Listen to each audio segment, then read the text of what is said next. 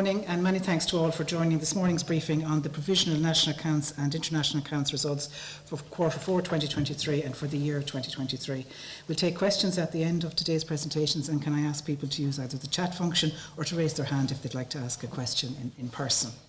Today's results are showing GDP contracting in Q4 and in the year overall 2023, driven largely by a decline in the M&E dominated industry sector, with a varied picture for the activity across other sectors. So this morning's briefing will take us through detail and breakdowns of the key time series to help us see what's happening with this M&E activity in the year and in the quarter, and to understand what's happening in the underlying domestic economy. As always, slides from the briefing will be available with the statistical publications on cso.ie, and we hope to make a recording of the presentations available on our YouTube channel. Contact details are available on the publications and on the press release, so please make contact at any stage with queries on today's results or any other queries you may have on our range of outputs. I'll pass to Chris and John now to take us through the results for the national accounts and the international accounts. Many thanks, Chris. Thanks, Jennifer. So good morning, everyone.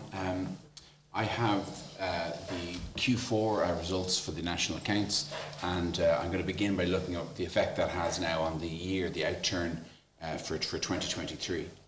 So we say these are provisional results because we'll be back midsummer with a set of revisions to the annual time series. But the picture we have now for GDP for 2023, the whole of economy measure, is a fall in GDP of 3.2%. The domestic measure, modified domestic demand, we have a result for that of positive 0.5%.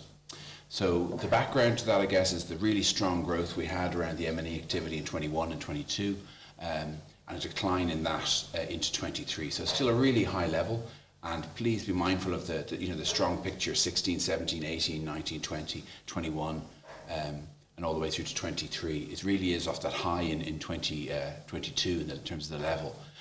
That we're looking at the 23 result there. And similarly for the modified measure, modified domestic demand. It was a really high domestic machinery and equipment spending in 22.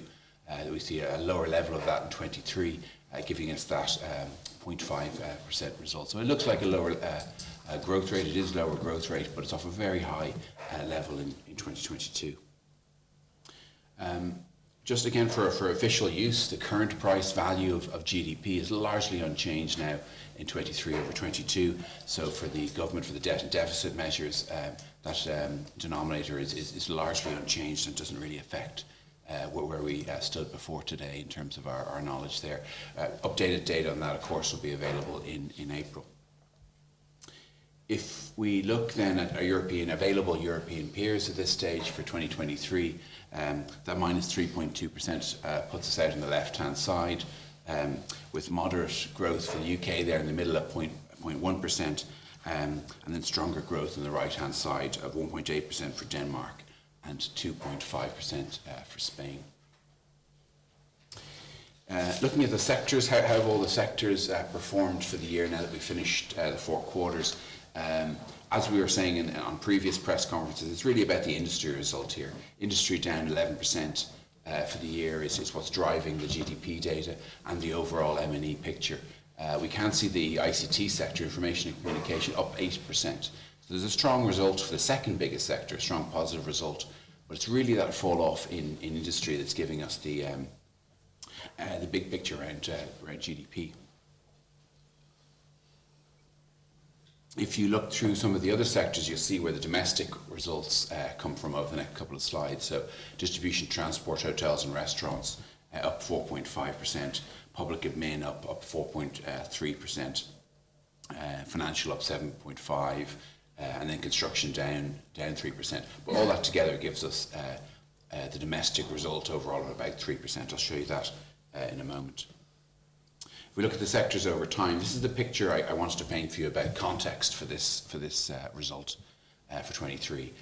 It's really about that green line there in the middle for industry falling into 23. The ICT sector is really strong. The domestic sectors have lower growth in them, as they usually do. But it's really about that lower level of industry data in 23. But in the 5-year, 6-year picture, it's still a very high level of activity in industry. We weigh up all the sectors. The blue bar is the effect of the foreign data rising and falling in 23. But the green bar then shows us the domestic, or we label other or domestic sectors in our publications. And weighing up all the domestic sectors, we get a result of about 3.8% for the year. So I think that charts the domestic picture pretty well. That fall we had in 2020 of 5.2% and rises since. To reinforce that, we can look at the wage bill, the cost of employing everybody in Ireland, and that's up by 3.3% in 23 over 22. So the public sector education and health, that's up by 4.3%, distribution, transport, hotels and restaurants up 6.2%, professional admin 9.6%, ICT 1.7%. So that gives you that general picture about what's going on in the domestic sectors, cost of employing people to the record levels of employment we have in Ireland at the moment, up 3.3%. The domestic sector's value added for us are up 3% or so as well. On the other side, our other measure of the economy, the expenditure method, where we add consumption by individuals, by government, investment and the traded sector to get to GDP, the line at the top. We take away the traded sector to get to the middle blue line, modified domestic demand. And it's easier to show you that with GDP removed. So if we look at the blue component, personal consumption, largely unchanged, and government in green. The real picture here is to understand about that orange modified investment number. So that's the fall of that in that number.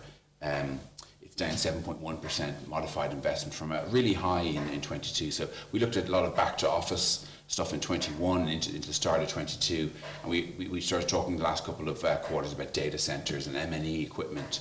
That was really high in 22, and that fall of 7.1% into 23 is what gives you that result for modified domestic demand, the blue line there.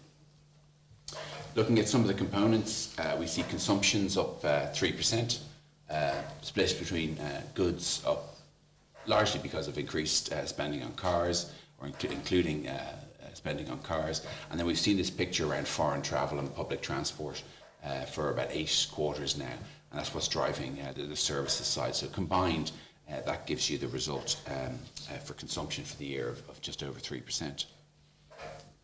The investment numbers, as always, are a little bit harder to interpret around intellectual property, and I'll talk about that in particular during the quarterly results. But what I would pull from the investment data for 23 is around construction or dwellings. New dwellings is up 9.4%. There's a positive domestic picture there, while the commercial and roads, other building construction, is down 4.1%. Machinery equipment, again, because of some M&E activity, is harder to interpret, but that's down 4.2%. Showing it over time, we can see the big picture we had around investment. The large IP in 19 and 20 makes this series harder to interpret, and hence why we look at the modified investment numbers. So that's consumption and investment. And then the last item to interpret modified domestic demand is the government spending element, and that's risen consistently now since before, through COVID and up now all the way up to 2023. Not much of a change, I guess, in 22 and 23, but that's the highest level we have of government spending. This is constant prices, up at 46.8 billion in 23. So that completes the story behind modified domestic demand. The traded sector, I have just highlighted the number on net exports here for you, just to see the trade balance, I guess, from goods and services. Again, caution with this one because of IP, so the numbers are harder to interpret in 19 and 20, and John has a lot more detail on this in the international accounts, but that fall of the net exports is related to some IP, but it's largely around the fall off in contract manufacturing and goods, and that's what drives our GDP result today. Weighing up the different elements of the growth rate, the simple message there is just to say that it's the M&E element that's driving the growth rate. The net exports element is driving the growth rate on the expenditure side, and it's not modified domestic demand in 2023. Then to look at the result of that, so think about the industry sector with lower value added, lower exports, and then consequently we see lower profit outflows, and that's what you're seeing on the bottom, the green part of the stack bar chart, dropping from 139 to 109 billion, lower profit outflows and higher GNP. So the GNP result today is 4.4% growth in that because of the lower profit outflows. So to summarise the annual result for the national accounts, GDP is down 3.2%, largely driven by the industry result. If we just highlight it for you there, if we weigh up all the sectors, we see the M&E sectors are down 6.8%, and the domestic sectors are up 3.8%. So putting those both together gives us our GDP results down 3.2%. But if we compare that domestic result of 3.8% down to the bottom of the slide here, the COE or the wage bill, that's also up 3.3%. And on the expenditure side, we see consumption, PCE, personal consumption expenditure, up 3.1%.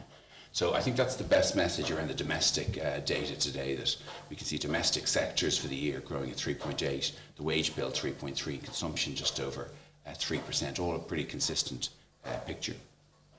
Going through the expenditure side, we see we add in government and modified investment, which is down 7.1%, and that explains the MDD or modified domestic demand result at about 0.5%. So lower than the other measures, the domestic economy at 3%. MDD is being affected, I guess, by lower levels of domestic investment. Then to look at the quarterly, so the new data we had today to complete that annual picture, the quarterly national accounts for Q4, GDP is down 3.4% in the quarter. So last quarter we were here and we were looking for some of the, what kind of strength would we see in the M&E data or kind of outturn we'd see, and it's a negative one with industry down 7.7%. ICT is fairly flat, down 0.7%. The big domestic sector, distribution, transport, hotels and restaurants, that's up 0.6%. Again, you'll see a lot of domestic numbers for the fourth quarter just positive or at around zero, and I'll come back to that in a moment. Going down to the bottom part of the infographic, we see the expenditure method, so the traded sector on the bottom right. Those large imports are related to intellectual property, and so is the investment increase. But if I was to look at the foreign sector, I'd say that the exports that are down 1% gives us the metric there, what's going on and how that affects GDP. We see consumption's flat, so personal consumption on goods and services just a very small positive. So we're telling you that's flat at zero for the quarter. Government expenditure is up 1.2%. Putting consumption and government expenditure together gives us that MDD result in the bottom corner here of 0.4%. If we look at that across time, many of you look at this, you know, the run, we still have a run of negative GDP for 4 quarters, and you've got to go back to Q4 22 to see a positive mild positive GDP result. MDD is negative this quarter with 2 positive ones before that. MDD is largely flat for the 5 quarters or so. So that's the kind of the big picture. The GDP is showing a series of quarters now down on 22, same as the annual result, and the domestic data is largely flat for a run of quarters. 30 days ago, we produced a preliminary estimate of GDP, which was minus 0.7%, and that was, of course, based on an output method. What partial data we had around the output method. So today we have enhanced data on the output method, mainly around costs, and we have our second method, the expenditure method. Bringing that in gives us a more negative result at 60 days of minus 3.4% for the quarter. And then the annual outturn, of course, is affected by that too. So the annual view we had 30 days ago is minus 1.9%, and now that's settled at minus 3.2% for the annual outturn. Please again be mindful to be back in a couple of months' time with revisions to the time series on the annual, and that will affect the quarterly data as well. But today, again, to look at some of our European peers, we have that negative GDP result on the left-hand side.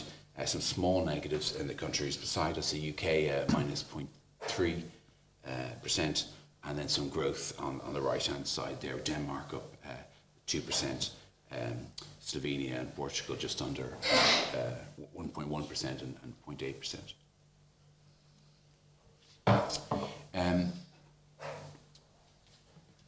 For the quarterly sectors, it's roughly the same kind of picture we had around the annual. It's really industry driving this. Industry down in the last quarter, 7.7% seasonally adjusted. That's quarter on quarter. Industry is down from what we had in the third quarter. Information communication down mildly there too, but there's a run of sectors in the data. Public admin's up 1.1%. Professional services down 3.8%.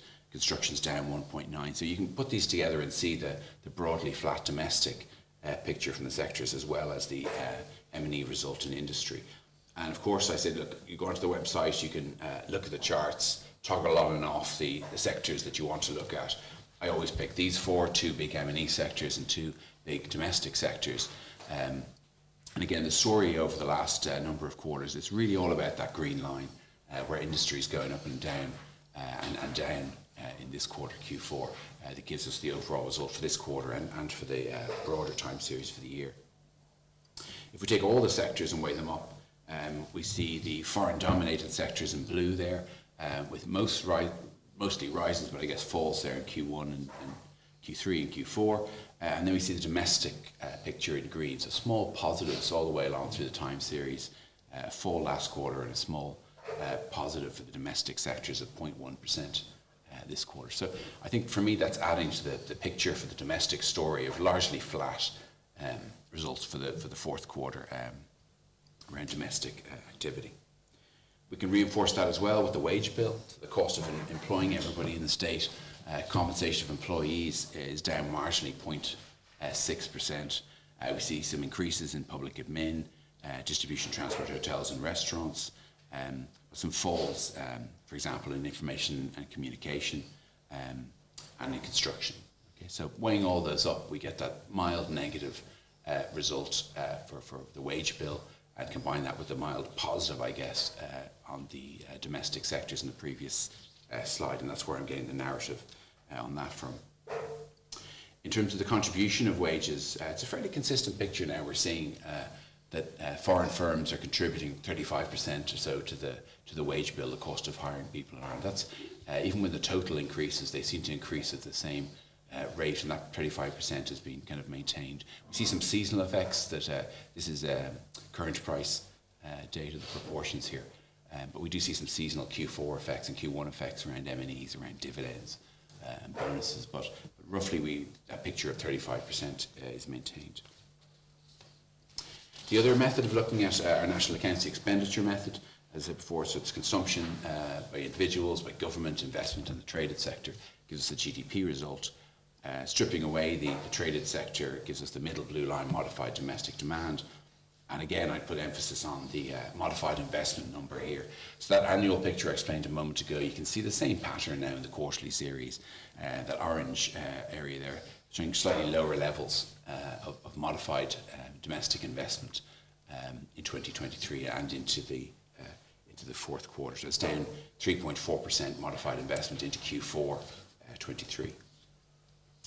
Looking at the other elements, personal consumption's flat. That's the picture we're going with in that.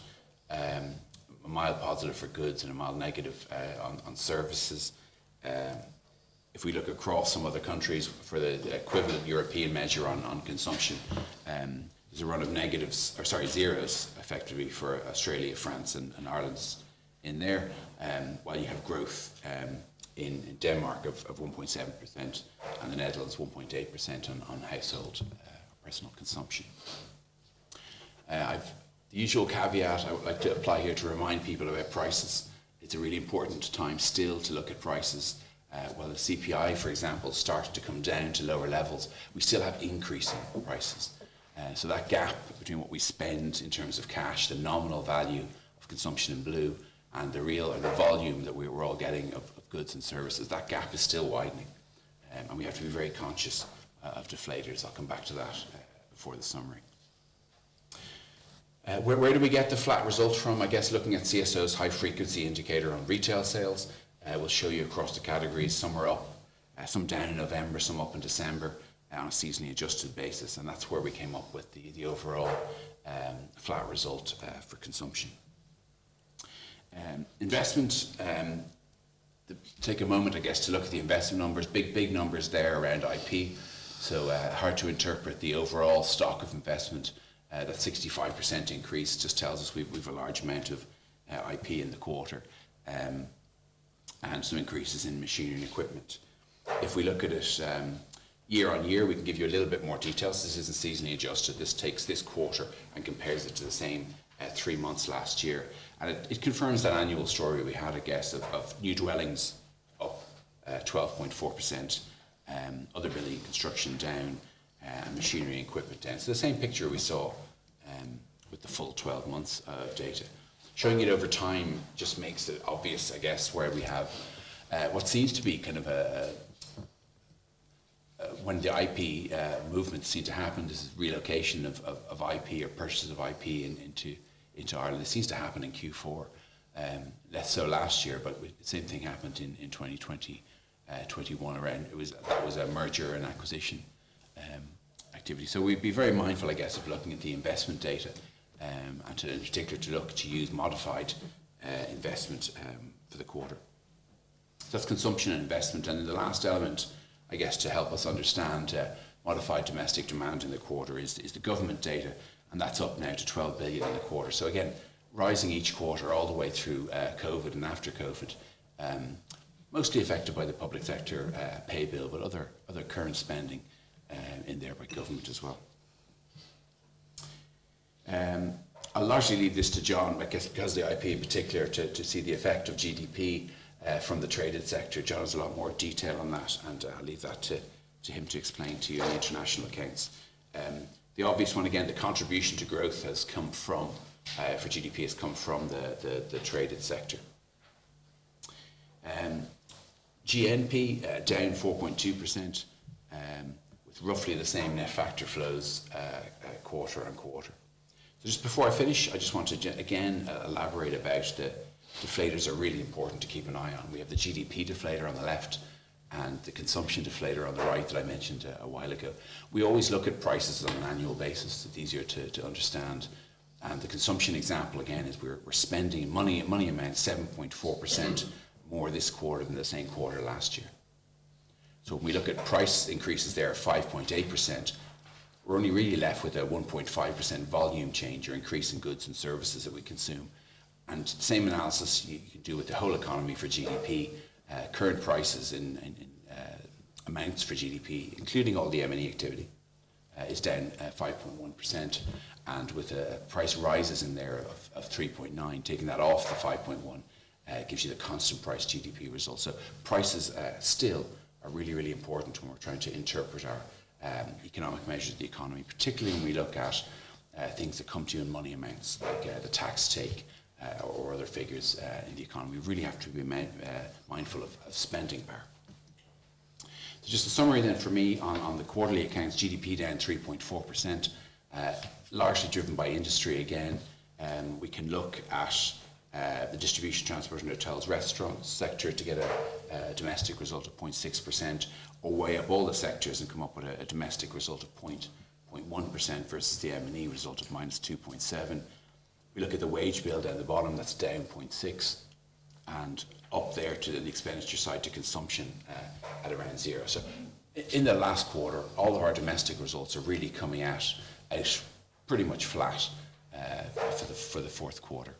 So I'll leave it there and I'll hand over to John for the international accounts. Thank you, Chris. So now I'd like to take through the international accounts for quarter 4 2023. So first we can see our infographic, which gives a good summary of the results. We have our goods exports of 72 billion and imports of 42 billion, giving us a net merchandise balance of 29.8 billion. Services exports of 101 billion and imports of 109, giving us our services balance of minus 7.7 billion. And income inflows of 64 billion and outflows of 86 billion, giving us our net income outflows of 22.5 billion. And these all combined to give us a current account balance of minus 0.4 billion euros, or minus 0.3% of GDP. The net international investment position stood at minus 534 billion euros at the end of December, and our stock of foreign direct investment in Ireland stood at 1.3 trillion euros. To look at the preliminary results for the year 2023, we can see our merchandise surplus has moved from 168 billion in 21 up to 202 billion in 22 and down to 162 billion in 23, a reduction of 40.6 billion euros. Within this, we have a reduction of 3.5 billion in net international trade and 34.3 billion in net goods for processing or contract manufacturing. Our services balance has moved from 5.4 billion in 21 to minus 0.2 billion in 22, up to 7.5 billion in 23. And this is despite the increased IP imports this year, which would have the effect of pulling down the services balance. Within this, there's a notable increase of 23.1 billion euros in computer services exports, giving us the 2023 figure of 218.8 billion. Our net income outflows moved from 114 billion in 21 to 147 billion in 22, down to 119 billion in 23, which is a decrease of 28.1 billion euros. And within this, we have a decrease in manufacturing outflows of 22.3 billion, but an increase in ICT outflows of 10.7 billion euros. And these all combined to give us a current account balance for the year of 23 of 49.8 billion euros. Just to put the merchandise changes and services changes in context, it can be useful to look at just the merchandise exports and services exports. So we can see here the blue line is our merchandise exports and moves from 281 billion in 21 up to 354 billion in 22 and down to 309 billion in 23. So we can see that increase in merchandise balance and decrease in merchandise balance we saw on the previous slide. But it's important to note that the level in 23 is still 28.5 billion higher than it was in 21. The green line shows our services exports, and we can see the continued growth here, moving from 300 billion in 21 to 340 billion in 22, up to 368 billion in 23. Moving back to the quarter, we can see our current account balance here as a percentage of GDP. With IP imports this quarter, we can see a dip in the current account balance, and so a dip in the current account balance as a percentage of GDP. But it's important to note that without the IP imports this quarter, our current account balance would have been on a par with the previous couple of quarters. So we have our current account balance of minus 382 million euros, or minus 0.3% of GDP. Breaking that out a bit more, we have our merchandise surplus of 29.8 billion, which is down 24.7 billion on the same quarter last year, and our services balance of minus 7.7 billion, down 1.2 billion on the same quarter last year. Our net income outflows at 22.5 billion are down 10.4 billion on the same quarter last year. And these combine to give us a current account balance of minus 0.4 billion, which is down 15.5 billion on the same quarter last year. But again, this is predominantly driven by differences in IP imports between the two quarters. Looking at our current account balance over time, we can see those quarters with the large negative services balances in Q4 20, 21, 22 and this quarter, signifying larger IP imports.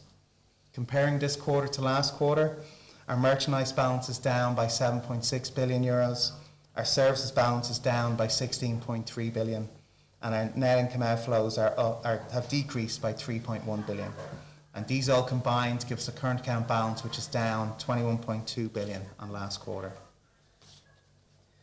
Breaking this out a bit more, we can see our merchandise exports of 72 billion are down 23.8 billion on the same quarter last year, while our merchandise imports at 42.2 billion are up just under a billion on the same quarter last year. And so we can see that the change in net merchandise is largely driven by the decrease in merchandise exports. Our service exports at 101.1 billion are up 9.6 billion on the same quarter last year, largely driven by increases in computer services, while our imports of 108.8 are up 10.9 billion, largely driven by increases in IP imports. Our primary income inflows are 61.5 billion, up 14.3 billion on the same quarter last year, and outflows are 82.6 billion, up 3.6 billion on the same quarter last year. Within these, our direct investment profit and interest inflows of 18.8 billion are up 4.1 billion on the same quarter last year, and outflows are 37 billion, down 6.8 billion on the same quarter last year. Looking at our goods, exports and imports, we can see that in Q4, exports are up slightly compared to last quarter, but down quite strongly compared to last year, while our goods imports are up compared to last quarter, driven partly by increased aircraft imports, and up slightly compared to last year. So again, we can see that the increase or the decrease in the net merchandise balance is largely driven by the decrease in exports. Looking at how this splits out into international trade, goods for processing and other, we can see that our international trade exports are up 127 million on last quarter and down 1.6 billion on last year, while our goods for processing exports are up 5.5 billion on last quarter, but down 19.6 billion on the same quarter last year. Our merchanting, which is a net export, is up 269 million on last quarter and down, or up 1.5 billion on last year. On the import side, our international trade imports are up 5 billion on last quarter and down 159 million on last year, while our goods for processing imports are up 3.4 billion on last quarter and 249 million on last year. So we can see that this decrease in exports is being largely driven by decreases in goods for processing. Looking at how our service exports compare to the same quarter last year, we can see an overall increase of 9.6 billion, and within this there's an increase in computer services of 9.4 billion. Business services are up 415 million, and within this we see an increase in operational leasing exports of 266 million. Tourism services are almost flat, down just 10 million, while transport services are up 349 million. Looking at the import side, we see an overall increase of 10.9 billion, and within this, business services have increased by 11.9 billion, with R&D increasing by 11.4. Royalties have decreased by just under €1 billion, and again, tourism services are fairly flat, up just 49 million on the same quarter last year. Looking at the royalties a bit more closely, the blue line here gives us total royalty imports, while the green bar gives us the amount of royalty imports related to the pharma sector, and most of the difference is related to the ICT sector. So for pharma, we can see a quarter-on-quarter increase of 3.4 billion, which is a similar pattern to the Q4 change on Q3 last year, while we have a year-on-year decrease of 3.4 billion euros. But overall, we see a different picture, with a quarter-on-quarter increase of 7.5 billion euros and a year-on-year decrease of less than €1 billion. So we can see that we have non-pharma or predominantly ICT increases both compared to last quarter and compared to last year. Looking at our direct investment income, we have inflows of 18.8 billion, which are up 4.4 billion on the same quarter last year, and outflows of 37 billion, down 6.8 billion on last year. And these combine to give us a decrease in net direct investment income outflows of 10.8 billion compared to last year. Looking at the quarter compared to last quarter, we have inflows down 973 million, while outflows are down 5.8 billion. And these combine to give us a decrease in net direct investment income outflows of 4.8 billion compared to last quarter, giving us our net outflows of 18.2 billion. Looking at the composition of these income outflows, we can see that our income on debt is fairly flat as usual. We see a decrease in dividends in Q4 compared to Q3, but a corresponding increase in reinvested earnings. And looking at how these profit outflows break down by sector, we can see that compared to last quarter, we have a decrease in the manufacturing sector of 5.2 billion euros, but an increase in the information and communication sector, which is up 1.4 billion. So the decrease is being driven by the large decrease in the manufacturing sector, offset by a smaller increase in the ICT sector. Compared to last year, we have a decrease in the manufacturing sector of 10 billion euros and an increase in the information and communication sector of 1.3. So again, we can see that the decrease in the year is driven by the large decrease in the manufacturing sector with a smaller offsetting increase in the ICT sector. Looking at our current account balance with the UK, the trade balance with the UK has increased by 0.5 billion and net income outflows have increased by 2 billion compared with the fourth quarter of 22. The result is a current account deficit of 5.7 billion euros in the fourth quarter of 23, down 1.5 billion from the deficit of 4.2 billion in the same quarter last year. Looking at our financial accounts, we have an increase in direct investment abroad of 13.2 billion and an increase of direct investment in Ireland of 6.6 billion, giving a net increase of 6.5 billion. Portfolio investment has decreased by 44.9 billion overall, while other investment has increased by 38.1 billion overall. At the end of December 23, our net international investment position stands at minus 534.2 billion euros, an increase of 43.4 billion on the end of September figure. And this is largely driven by changes in non-financial corporations. So to summarise, we have a current account balance in Q4 23 of minus 382 million or minus 0.3% of GDP, with the change from last quarter being driven by increased IP imports this quarter. We have a decreased merchandise balance, increased services balance and decreased income outflows. But we can also see increased computer services exports and increased income outflows for the ICT sector. So now I'd like to pass back to Jennifer to summarise. Right. Many thanks, John, for that, and to Chris. Just for this morning to flag and to give a bit more detail on a point Chris made during the presentation on the national accounts results. In the coming months, we'll have the annual national accounts 2023 results, and at that time we'll have our regular annual exercise to include the updated revised data from our colleagues in enterprise statistics, from our large cases unit, trade data, updated trade data, rebased indices, and other annual and revised data sources from across national accounts and international accounts. This year as well, work is also underway to incorporate information from census of population, the labour force survey and the household budget survey, the HBS, and it's part of a harmonised European revision policy. 2024 is a benchmark year under that policy, so our colleagues across the national statistical offices in the EU will be incorporating similar significant blocks of revisions, in the sense that they're coming from these big cyclical operations like census of population and household budget survey. So at the time of the mid-year results, we will be taking you through the impact of these, the kind of the regular revisions, and then these more cyclical revisions on the results. But we'll provide material in advance on how that's developing from the point of view of what topics are going to be coming in, and also then you'll see the outcome at the annual results in mid-year. Okay, just to go through some of the headline results from today, I'll focus on the annual the 2023 provisional versus 2022, and just to note as well, as we've been saying, that is coming from a high base in 2022, and we're seeing our gross domestic product, our GDP indicator, which is that whole of economy indicator, contracting by 3.2% in the year, driven, as we've set out, largely by the multinational dominated sectors, which they contracted by 6.8% in the year, and again within that was really driven by what happened in industry.